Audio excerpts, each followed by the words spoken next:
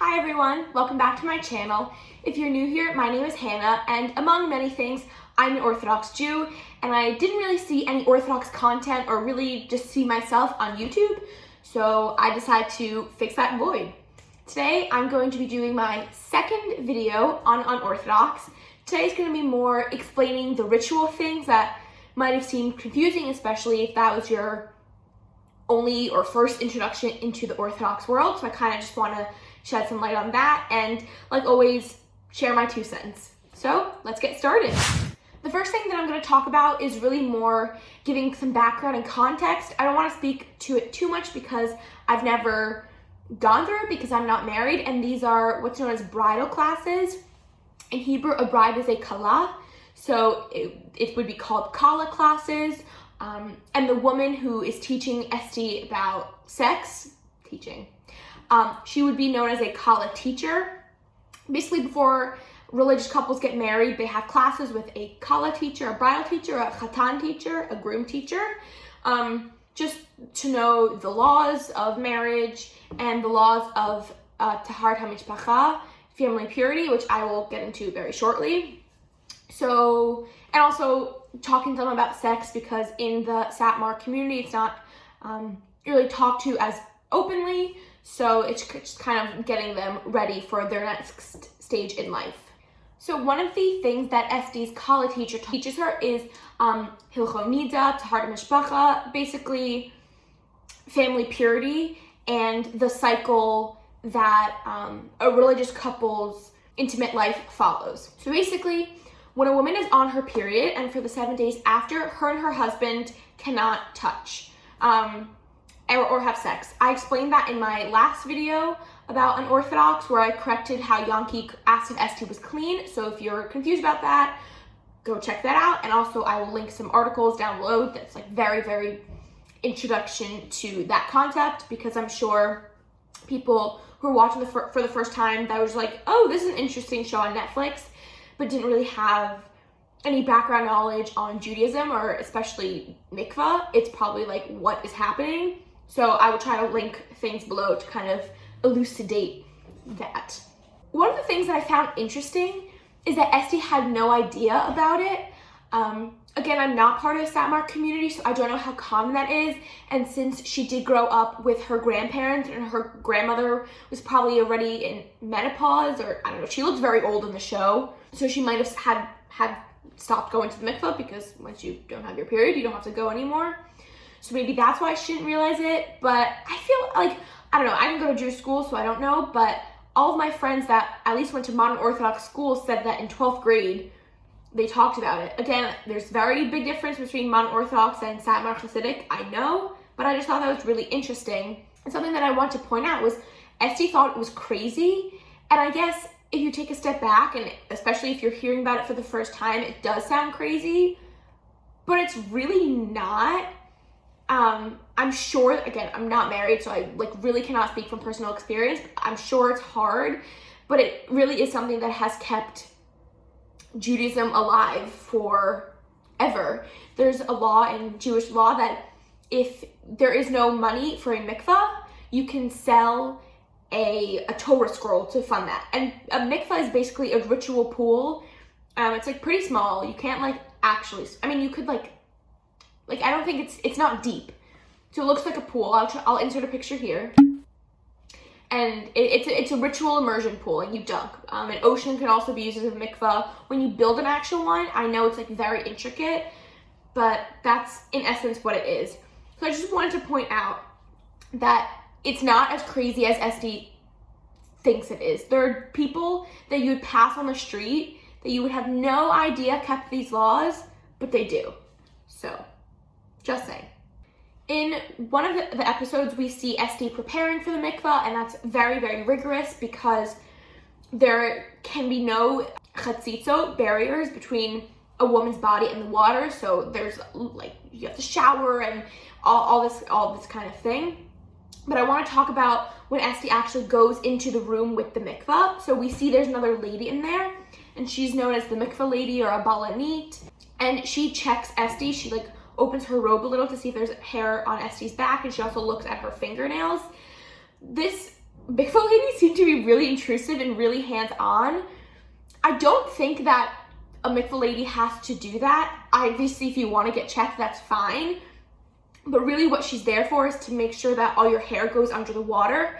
And that's what the lady did. She said kosher when Esty went all the way in to make sure that no hair was floating to the top. In religious weddings, before the chuppah, before the actual wedding ceremony, there are 2 receptions, one for the men and one for the women. For the women, the bride usually sits on a chair or a couch thing, and people come greet her and wish her a mazal tov and just talk to her really quickly before the ceremony. And it's just a really cute time to like see the bride before she actually gets married and before the craziness of the actual like dance reception. I'm going to talk about this a little later on, but basically a couple's wedding day is their personal Yom Kippur. So that means they have a special, I don't know if power is the right word, but let's just say power. They have the special power to give out brachot, blessings, to people. So while after, someone might congratulate the bride and give her a bracha, she'll give someone else a bracha. It's very, very cute. After this is the bedekin, which means the veiling ceremony. So for this, the bride will sit on her couch chair thing and have her mother on one side, her future mother-in-law on the other. She'll have her bridesmaids or friends around, and the women kind of like go on the side, and then men come from their reception, and the groom comes dancing with his friends and family, and he goes to veil the bride. This comes from the story of Yaakov and Rivka in Bereshit. It's really, really cute because there's dancing, everyone's super excited.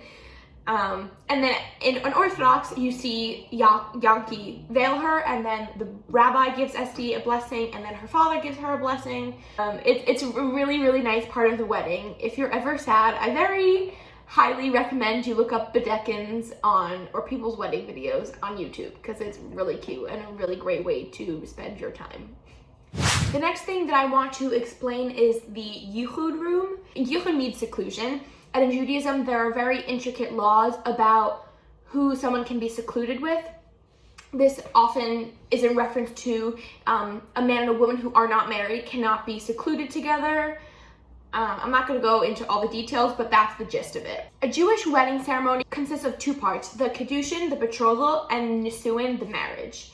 There are certain halakhic authorities who feel that the final stage, Nisuin, isn't finalized until the bride and groom are secluded together, because that shows their status as a married couple. Depends on your custom, but generally, after the chuppah, the bride and groom are escorted, singing, friends and family. They're escorted to the Yichud room, and right after their ceremony. And that is the first time that they are halachically allowed to be secluded together. So it's a very big deal. In Unorthodox, we don't see Esty and Yankee going to their Yichud room. They're kind of already there. One inaccuracy is that there's a waiter, dude, who brings them food. I think usually there wouldn't be that person. There would just be food there. He didn't need to bring it. He could have just set it aside before. The reason that there is food is because a couple's wedding day is their mini Yom Kippur, which means that many people have the custom to fast. And so the Yichud room is the first time that they are able to break this fast. That's why they have food in front of them, and that's why Esty says that she's hungry, because she hasn't eaten all day. Back to this waiter dude, he says to Yankee, I'm gonna read, "You have 7 minutes, do whatever you want. Don't worry, it's a mirror they can't see in." Basically implying that they should have sex for the first time right then and there, and also in 7 minutes. Okay. Again, now I'm not married. I have never been in a Yichud room, but from everything that I've heard, couples do not have sex in the Yichud room. First of all, did you see Esty's dress? Let's just talk practically. Second of all, many religious couples have never touched for the first time ever at all, because there are laws of shomer negia, which means protecting touch. So that's literally 5 minutes after the chuppah. They're not gonna go from 0 to 100 real quick, okay? It's not gonna happen, especially in the Satmar community where men and women have had very, very, very little interaction with each other. This is the first time you're in a room by yourself with a man, or vice versa. Yankee is in the room for the first time alone with a woman. it's just not, it's not gonna happen. So yes, usually couples break their fast, they exchange gifts, and then they have a moment just to themselves of downtime before the insane partying happens. The last thing that I'm going to touch on is not marriage related. It's why the heck is there a spaceship kitchen? And that means, why is the entire kitchen tinfoiled like this? Let me explain. Basically, these scenes happen on Passover.